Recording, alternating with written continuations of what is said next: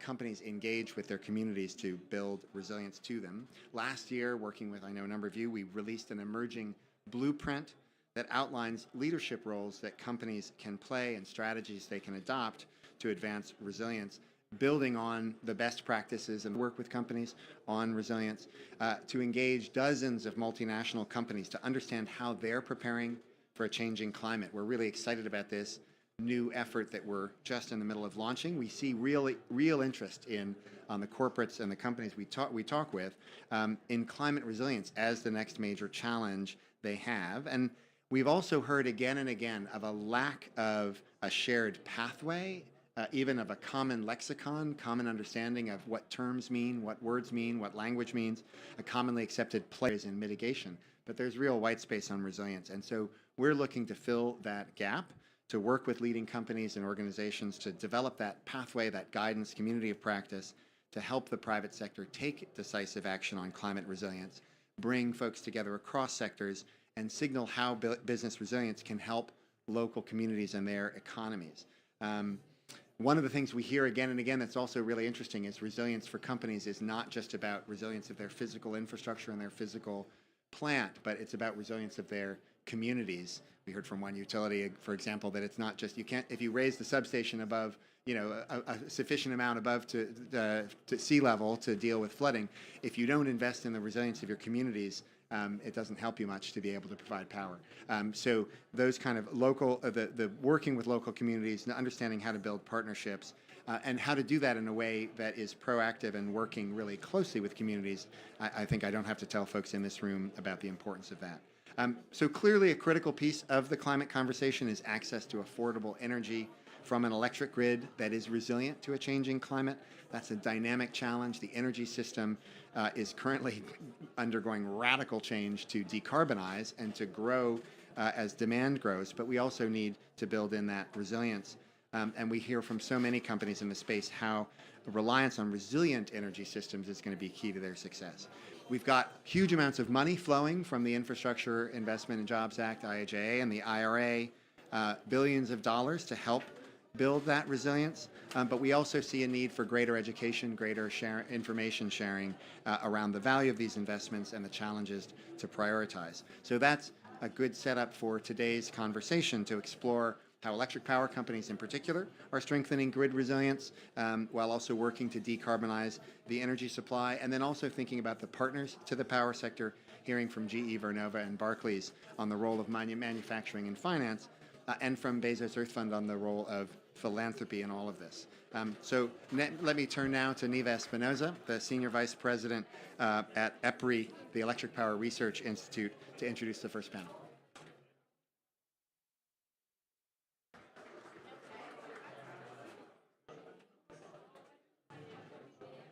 Wonderful. Well, thank you, Nat. I appreciate the introduction, and we're excited to have you all here for our panel discussion today. You have like 2 in 1. This is like bonus session. So we have one panel to get started, and then we'll kick off to a second panel. So without further ado, I'll invite up both of our panelists that we have today. So first we have Roger Martella. Roger is the Chief Sustainability Officer of GE Vernova. And Daniel Hanna. So Daniel is the Global Head of Sustainable Finance at... Gentlemen, please join me. And we'll save this chair. We may have another special guest, depending on how chaos and timing work at COP, right? Exciting. Okay, so here to talk about, as partners to the electric sector and the overall energy economy, obviously not just one sector, but all the sectors overall. How do we really enable and ensure resilience in moving forward? So Roger, maybe we'll start with you. Really understanding, GE is such a huge player in ensuring renewable energy as part of this overall transition. How do you guys look at resilience as part of that transition, and how do you enable it? First of all, thank you. Thank you, Nat, for those inspiring remarks and introduction, and thank you for including us as part of the discussion today. Look forward to the conversation. Resilience is core to our purpose as a company. We have one purpose of a company, has kind of 2 pillars to it. Our purpose is to electrify and decarbonize the planet. and we help make 1/3 of the world's energy through our innovation and technology, one of the world's most diverse portfolios of renewable energy, conventional power, nuclear power, grid, and breakthrough technologies. And so we always make sure we're talking about both of those things on the same plane. We want to decarbonize the energy sector, and we want to electrify the planet at the same time. We want to address the 750 million people who lack access to affordable, reliable, sustainable electricity. We do those together. And I have to say, Nat made the point about the transition from the last few years, the bigger focus on business, the developments from COP26. This has also been a trend as well, the focus on resiliency being front and center in the conversation.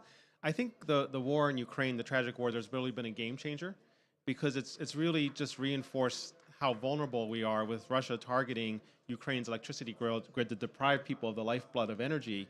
It's been tragic for Ukraine, and probably the most important thing we're doing as a company is supporting Ukraine, but it's really woken up the rest of the world to just how vulnerable we are, all people are, to be able to have this access to affordable, reliable, sustainable electricity. And so the energy security, energy resilience has really become the driver for a lot of investments here in the near term. So how we think about it is we want to make sure that all countries have the opportunity to design the best systems that work for both enabling electricity and decarbonizing the grids at the same time. There's no one-size-fits-all solution. I wish I could come up here and say everybody should build renewable energy as quickly as possible. We do think everybody should build renewable energy as quickly as possible, but that alone will not solve it in every community in the world.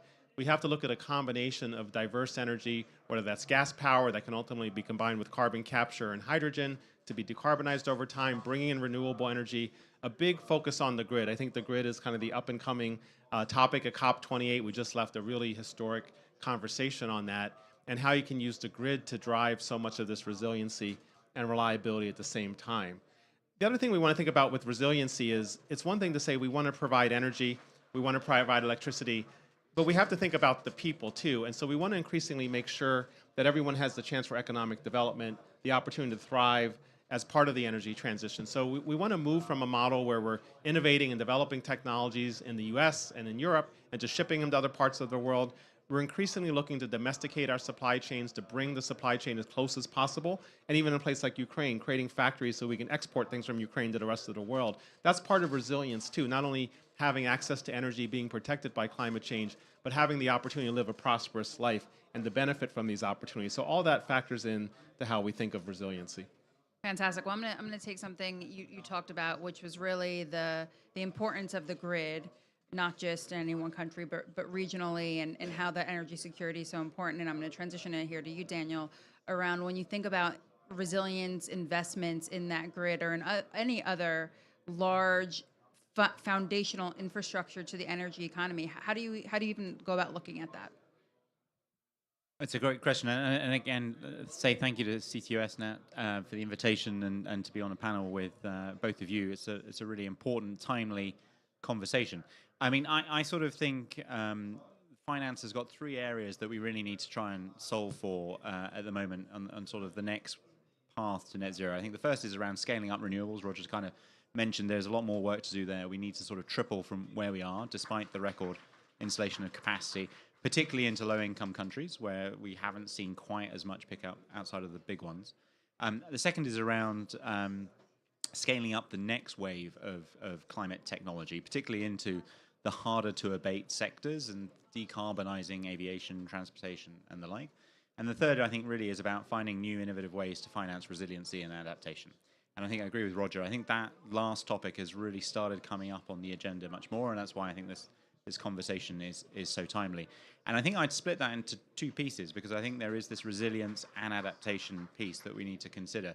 I mean, Roger, I think I won't add to everything that he said, which I agree with, but I think the other thing we just need to recognize is as we move to a more decarbonized grid, there is likely to be more short-term volatility in the power sources. There's going to be the need to manage different types of power provision. There's going to be the need to think about how we optimize storage, also when we start using the grid, because I think, building more resiliency into the grid per se is going to be one thing, but then thinking about what's on that grid and what isn't is going to be really, really key. So we did a piece of research which we published a few months ago, just looking at what a sort of an economy that is 100% EV looks like. and the challenges that then provides. And we took the example of California as probably one of the places that's probably got the closest towards getting there. And when you model that out, it's pretty hard to make that situation look either affordable or green or stable. Like, you can do two of those, but doing all three is actually quite difficult from where we are and requires a lot more capital to be kind of unlocked, and different types of I think actually a much more sophisticated way of thinking about the provision of power in those situations in a sort of in a different way. And I'll give you the piece that I think then becomes really important from resiliency is thinking about how we use the leaps and bounds that are going on in AI and technology to start using that to kind of optimize both energy use so that we can continue to drive up energy efficiency, but then also optimize for different types of things to ensure resiliency. And so we've invested in a company called Origami, which kind of provides middleware for that, and they're using AI and machine learning to do exactly that, to optimize across lots of different sorts. So I do think there's going to be an important role for technology in improving resiliency. And then on the other side, on adaptation, I think we've got to recognize that in a hotter world, and the slower that we do mitigation, the more we're going to do adaptation. And that is true in the developed world, but it's even truer in the emerging markets, which probably face the biggest risks that they can't actually face from a financial cost in that adaptation. And so obviously we've seen the loss and damage fund agreement here, but we need to scale a lot more capital into adaptation. And I think that's really difficult because that has traditionally been a public sector spending item. And as we know, most public sectors are constrained from the fiscal point of view. So how do we come up with sort of creative solutions around unlocking capital to that? I think is going to be one of the big challenges that we kind of need to focus on. Yeah, I think that's so interesting. And I wonder how policy may or may not play a role in some of this, right? So we see a lot of innovative policy, a lot of big policy, a lot of dollars coming free in different parts of the world. So maybe you can both talk to us a little bit about maybe what you're seeing in the IIJA, IRA, maybe what you're seeing in Europe or other parts of the world in terms of how policy is potentially helping unlock some of those dollars and creating an ability, to invest in resilience. Well, policy is the factor. I mean, I'm thinking of last year we were COP27, and the Inflation Reduction Act had been enacted not too long before then. We weren't really implementing it at that time, but we were talking about it a lot. And if we look at in the last year since COP27 in the United States, how much the Inflation Reduction Act has really leapfrogged into action. It's working. I mean, it's working even beyond my expectations in a small amount of time. Part of that is to the entities behind me on this board and their fearless advocacy for implementing the Inflation Reduction Act and partnering with us. But we have plenty of examples we can point to already in the first 12 months of the Inflation Reduction Act of creating jobs, creating factories, putting renewable energy on the grid, and building resilience for the grid. So the policies of the Inflation Reduction Act, the IIJA, put simply, they're working. There's more work to be done, but we're in the early stages. So I'm a little surprised a year after COP27 just how successful they're being. I'm happy to see it exceeding my expectations. But I'm also surprised on the other hand. I would have predicted a year from now, all these other countries would have said, well, everybody was talking about last year. I would have predicted all these other countries would have said, okay, the U.S. did that. We want to be competitive with the U.S., so we're going to enact our equivalent versions of an incentives-based approach to create policies and drive the same successful outcomes. And frankly, I haven't seen that. I'm a little surprised. I'm a little disappointed, I guess. Maybe it's coming. Maybe it's harder to do. But I wouldn't suggest that you need that this isn't going to happen without. There's plenty of private sector investment. But clearly, it's the catalyst. It has been the catalyst. Yes, we would have invested in the grid. People would have continued to build clean energy, but nowhere near the scale we're seeing with the Inflation Reduction Act. We wouldn't have been able to build the factories. We wouldn't have been able to hire hundreds of more people that we've been able to do in a short amount of time. But for the Inflation Reduction Act, we will continue to invest in other economies, but with that type of catalyst in other places in the world, we'll build the factories, we'll hire the people, we'll create the supply chain, and we'll be able to invest in the infrastructure. So policy is key. I can't understate just how important having the right policy in the right place at the right time has just been a fundamental game changer towards sending the U.S. on a different direction. No one wants to be kind of protectionist about this. I think even John Kerry would agree. We want to see the rest of the world do it, and we actually have an exhibit in the U.S. Center. John Kerry was very generous and gave us space for an exhibit in the U.S. Center where we talk, 10 companies are talking about the success of the Inflation Reduction Act. But we don't stop there. C2S was helpful. They contributed to our exhibit. And what it says is, here's the policies that C2ES and energy innovation have learned that other countries can mimic and duplicate if they want to drive similar results there. So we want to take those lessons and apply them abroad. Absolutely, Daniel. So, I mean, look, I would completely agree about the momentum that's been unlocked by the Inflation Reduction Act and the Infrastructure Act and the CHIPS Act and all the other things. And so we've certainly seen, I think there's not a single company anywhere in the world that I have met isn't thinking actively about what that means for them and the location of their manufacturing capacity. So I think that has been a huge catalyst. And I think from the finance sector space, you know, the sort of reliance on tax equity as a structure to incentivize, and particularly including a provision for making that tradable, I think is a really interesting space that is actually going to unlock more capital. And that we're only at the beginnings of seeing how that kind of comes together. So I think that's a really exciting thing. I think Roger's being a little unfair on the rest of the world, to be honest. And so I think if you look at, and I think one of the challenges, if you take Europe just as the next big market, Europe is obviously pretty complicated, multi-different country jurisdiction, but if you look at a lot of the EU infrastructure policy, you know, there have been provisions around improving resilience in those for some time, and kind of effectively some grant money as well to kind of unlock that.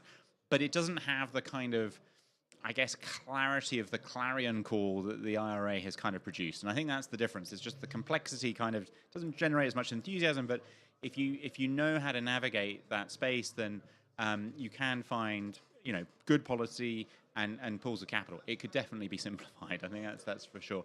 I think in the UK, I think we've seen an approach of really trying to think, particularly in the sort of the next, you know, how the grid and how the sort of associated areas evolve. I think the UK is trying to think about both the demand and the supply side at the same time and find ways to matching that. And where it's been necessary to, you know, effectively decarbonize the grid, I think things like the CFD program to provide clarity around minimum price has actually encouraged a real shift. And you can actually see that. I mean, the UK has decarbonized quite aggressively over the last few years. So I think it's a little unfair to say you kind of haven't seen that. But I agree. I think there is a sort of a risk, if you like, that particularly in this higher interest rate environment, that global capital, which has options and choices, sort of, you know, maybe underinvests in other markets. And so that, you know, how the rest of the world kind of reacts to that is really important. I think what's going to be interesting to watch is how Asia, which obviously is one of the fastest sources of growing emissions now, how they start adapting that. And I think in certain areas you've seen, you know, new infrastructure build in resiliency clauses as things have got built. But you obviously have a risk, particularly in lower income countries, again, where, you know, their infrastructure, their grids are still, they're already nascent. They already probably don't have a lot of resilience. And as I said earlier, sort of face the issues of more extreme weather events on top of that. And I think, again, there's a bit of a gap. And so the agenda around the multilaterals and how they can play into that, I think, is really key for those. Well, so regionality matters for sure. And, you know, policy is different in different parts of the world, will drive different things. But that's not the only thing that's impactful there, right? You have to think about natural resources, what that economy is driven to do, where that economy is and their maturity of their energy system. So how do you guys look at different approaches to resilience based on the regions that you're working in? Because I know you both work in many, many places. We have to look very specifically, region by region, country by country. I do think there's a sense that maybe you can come up with a one-size-fits-all solution. Sometimes we do hear this from our stakeholders. We don't want you invested in gas there. We just want you to build renewables. And we listen to that. That's a serious conversation to have, and we want to consider it. But we have to be very pragmatic, and we have to look at the status of the grid, the quality of the power supply. Are they still working off of diesel and coal, or can they transition quickly to renewables? What's the state of the grid? Try to build the system from the best way up, tailored to that region. And, you know, it's very local. It's very local of a situation. So we really look at, you need a diversity of solutions. You need a combination of typically a conventional power source like gas or nuclear. If you have gas, you can decarbonize it over time through hydrogen and carbon capture, not necessarily locking in those emissions. But that has to be the foundation of a resilient grid to provide that inertia upon which you can build that renewable infrastructure along with state-of-the-art technology for HVDC, physical grid structure, digital technology, and bringing that kind of combination of resources into play anywhere around the world you're doing. So it's usually those are the tools in the toolbox, but you have to use them in different ways based on the situation of the local conditions. So, I mean, again agree with Roger around that. And I think what I would add is, look, I mean, finance is an enabler here. So as we think about how to, different, how we are financing different power situations globally, we will be looking at what is bankable and what is not bankable. And so, that then you look at a multitude of different factors, obviously policy environment, the business environment, the actual structure of the sort of entity that will be borrowing, the offtake, and all these sort of areas. I think what's increasingly becoming a factor for finance, because our shareholders and regulators are asking for it, is to build in a climate risk view into that. And so that, I think, is, you are going to see effectively when banks and other sources of capital look at these situations, they're going to be taking into consideration, okay, well, how resilient is it? Because I think that's going to be a factor in effectively the bankability. The other point that I would just touch on that we haven't discussed yet is we're also starting to introduce sort of just transition principles into the way that we look at situations. So we have a tool called the Client Transition Framework that assesses all our clients globally in terms of how they are transitioning. And one of the questions that we ask is a sort of just transition question, because I think that there are some significant challenges in many markets, both in the developed world and in the emerging markets, that are transitioning away from fossil fuels, and that has issues for local communities that we need to take into consideration. And equally, as when we've done large renewable projects or large grid extensions in some of these countries, you've got to take into consideration the potential impact on nature and biodiversity and the other things. So I think there's a sort of, if you like, an aspect around inevitably capital will be looking at resiliency as a factor to the bankability. And then secondly, I think increasingly these sort of just transition questions are becoming increasingly important as how we assess it as well. So, I mean, there's a lot of studies out there, there's a lot of conversations around proactive versus reactive resilient investment, right? And so, you talked about how finance is obviously an enabler, how things are changing in terms of evaluating just transition, maybe evaluating the mitigation part of projects moving forward. Is it moving fast enough? And are those strategies broadly being implemented to help us, do you think? I mean, the short answer is no. I mean, I think as we know, look, I mean, I think we need 4 trillion of additional capital for mitigation. We are nowhere near to the amount of climate finance required on adaptation and resilience. It's a big gap in a space that has a gap. And so I think we do need to see more momentum, more events like this, frankly, that are talking about this topic. And I salute the work that CTUS is doing in terms of putting a spotlight on it. I think it's really important. As I said, I think it's becoming increasingly a focus on the COPs. These are good sort of touch points.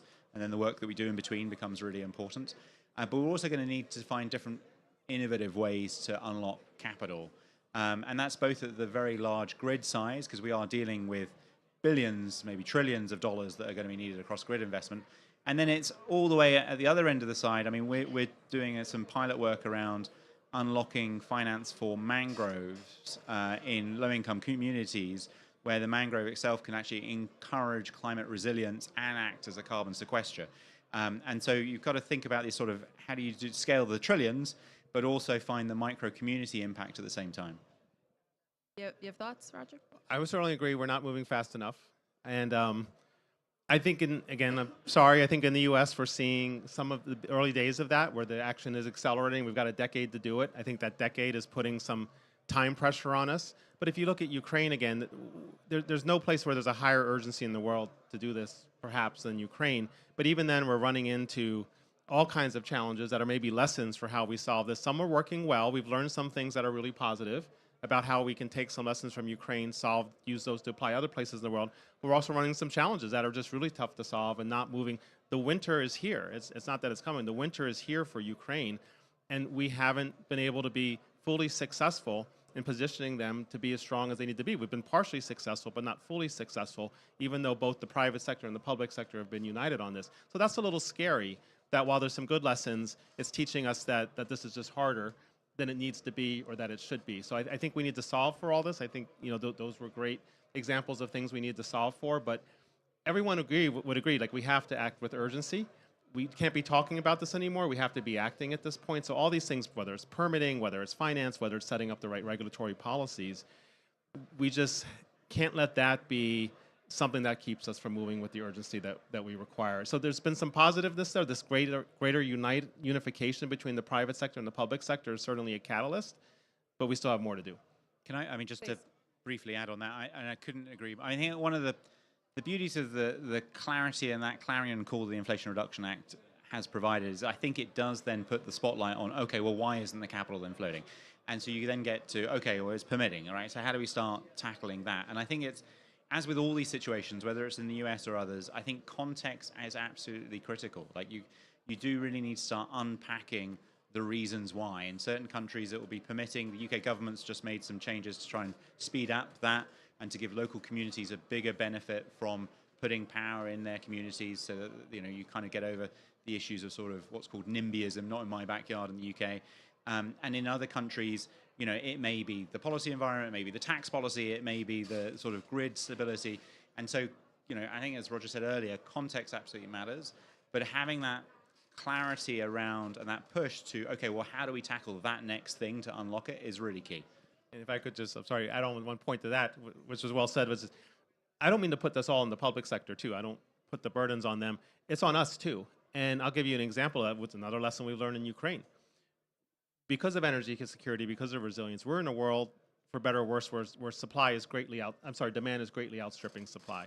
So if you wanted to buy a transformer from us today because you want to harden your grid, we're going to have to put you in a queue for 3 to 4 years from now. That's pretty scary, right? And I think people are waking up to the fact of how vulnerable that makes us, our own supply chain. So we have challenges on our own. We have a need ourselves to try to think, how do we solve for that? We have to be pragmatic in these investments, but that's just not an acceptable outcome. And this is another opportunity for us to partner. Again, in this era of public-private partnership, we can work with the governments, we can work with investors and banks to create those signals that give us the certainty to invest in that factory, to hire more people, to run more shifts, or even to invest in other parts of the world.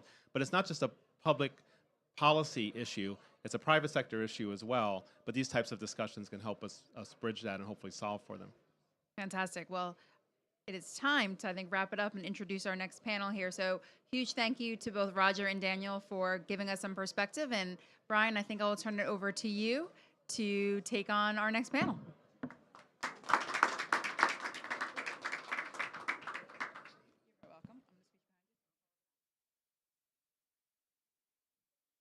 All right, so we're going to get started since we don't have much time. Nat, thank you so much for framing up this session. I want to invite Pedro Pizarro and Arshad Mansour up here with me.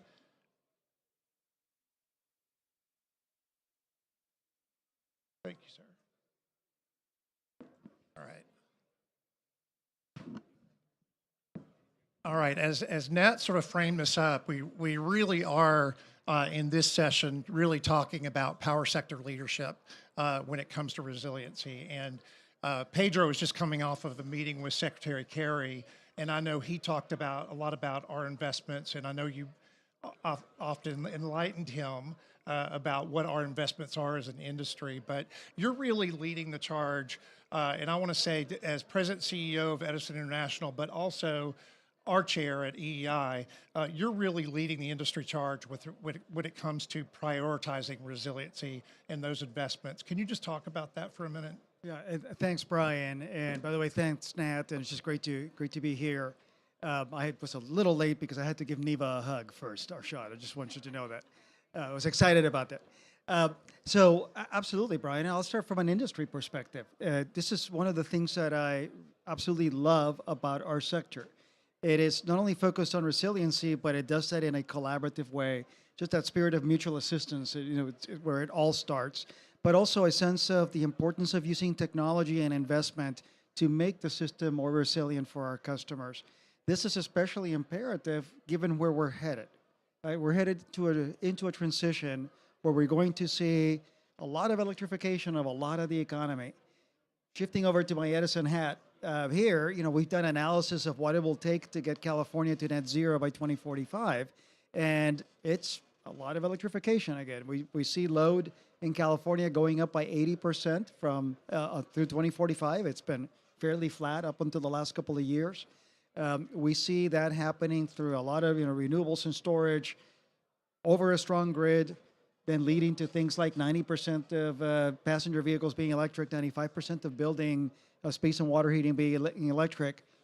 When you're in that kind of world, the expectations for reliability are just very different, right? Because people are going to be really put out if they can't charge their car or cook on their induction stove. By the way, we just got one that's fantastic, so I highly recommend the induction stove. And so, in addition, we see that climate is going to make that job even harder. We put out a white paper 2 years ago, last year, called Adapting for Tomorrow, that summarized the results from our climate adaptation and vulnerability assessment. And we saw that wildfire risk is going to be 20% higher than it is today. We've been doing good work trying to mitigate the risk of our lines starting fires, but still we're going to have that environmental risk. Sea level rise will be, almost 3 feet by 2050. If you look at hot days today, the top 1% of hot days, well, those are going to be 7 times more prevalent in 2050 and even hotter. We're going to have more floods, more droughts. That takes a toll on society, but it takes a toll on our system too, right?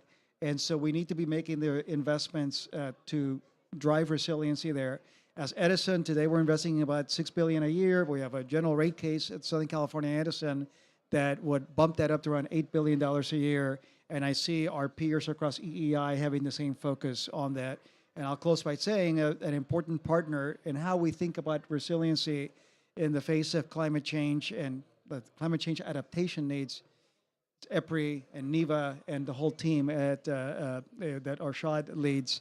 The climate ready work that you all are doing is just, I'm sure you'll talk about that, but work focused on what are the impacts and how do we prepare for them. That is just essential for our industry. So I really appreciate the partnership. Arshad Mansour, President and CEO of Electric Power Research Institute. Appreciate you being here. I know you're coming off a press interview, but I wanted to ask you, the industry, Pedro talked about the industry and also his company. The industry's investing about $150 billion a year. And when we talk about extreme weather events, and also Pedro talks about wildfires and the increased frequency of wildfires in really uncommon places. Can you talk a little bit about the technology leadership and the R&D work that EPRI's doing in this space for the industry? Right. Well, Brian, good to see you for the first time at COP28, and thank you for the invite.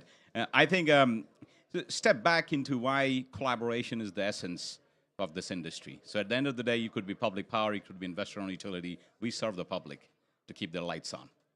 And while we have every intention as a society to speed up in our decarbonization, but the indication is we have to be ready for beyond 1.5.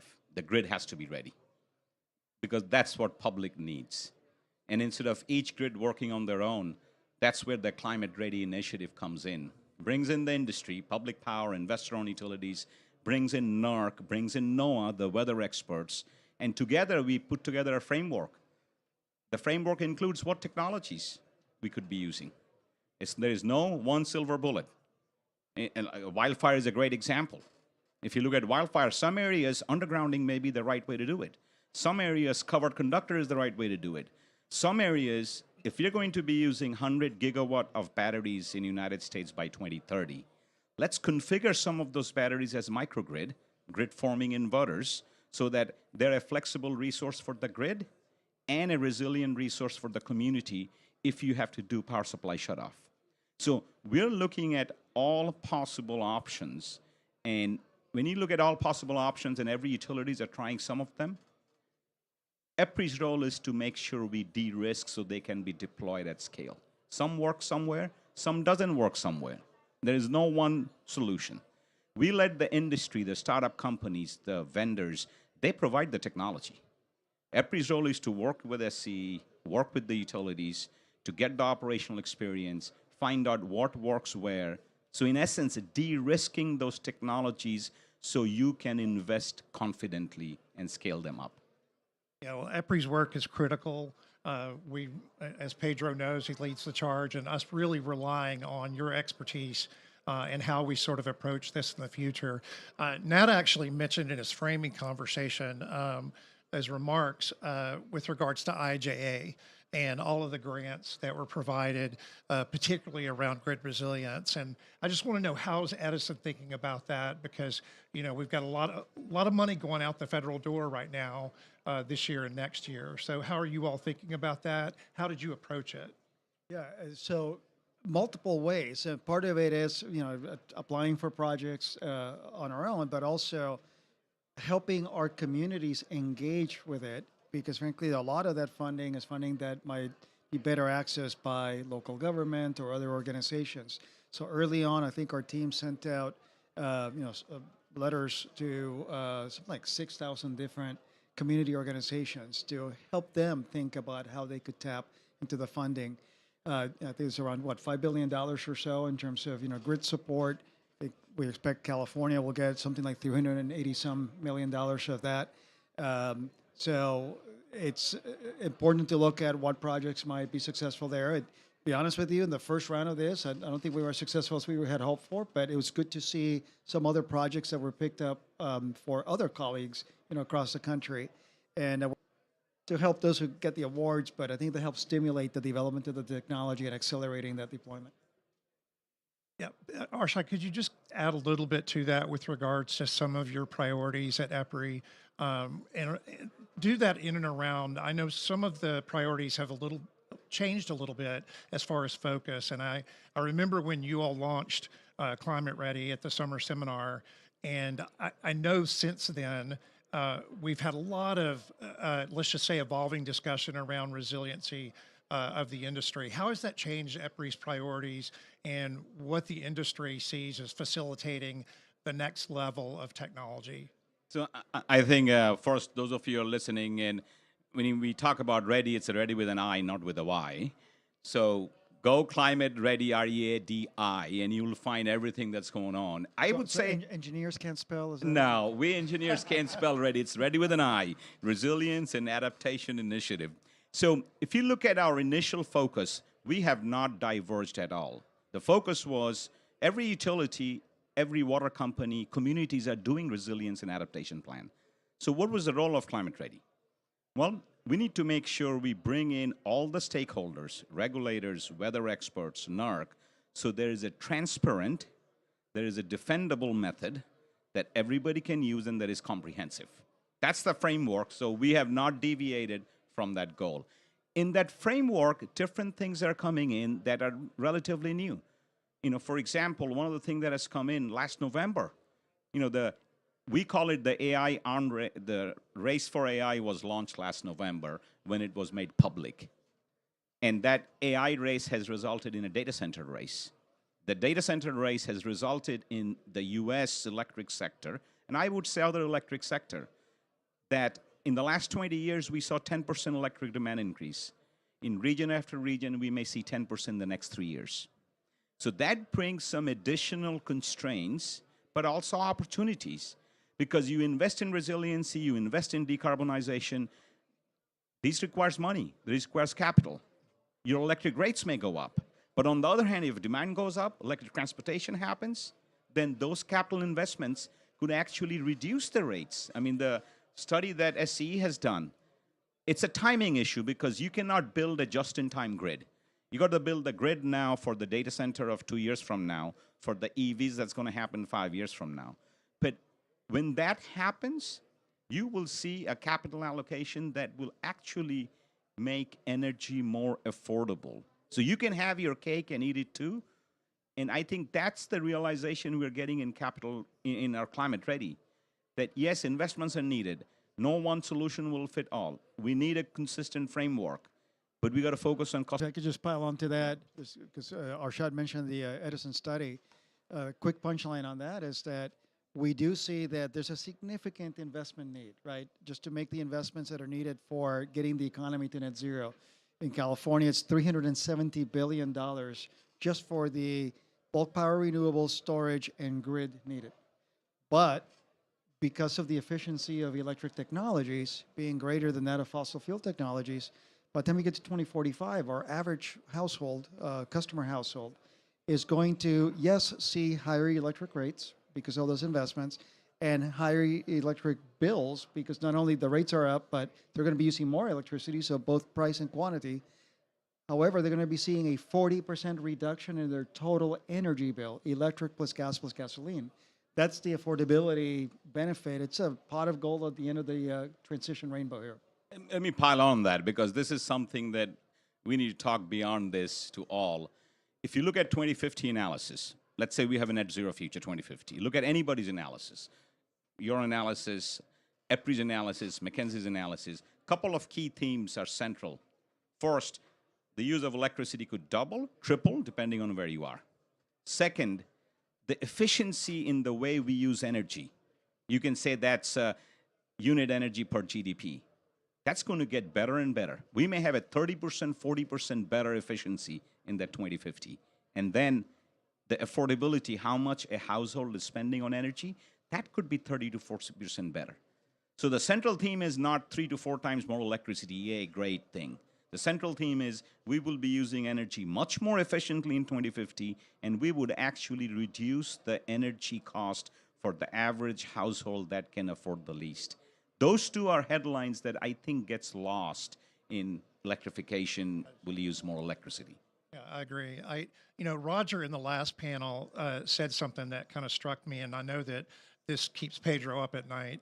But he was talking about the supply chain issue, and he was talking about if you were looking for a transformer, you might want to be in the queue for up to 4 years, and that's kind of a scary thing. But you've really focused the industry on resource adequacy, and I wanted you to talk about that through that lens of resiliency because you've got national key large customers out there really just waving a flag really about their needs and their energy needs in the future are far greater than what we're prepared for. So I want to talk about that in a way that is your priority for the industry, and you're trying to focus the CEOs in a laser tag way here of getting something done on resource adequacy as it relates to resiliency. Yeah, and there's several pieces to unpack in your question, Brian. First, let's go to the resource adequacy piece. This is such an essential product, right?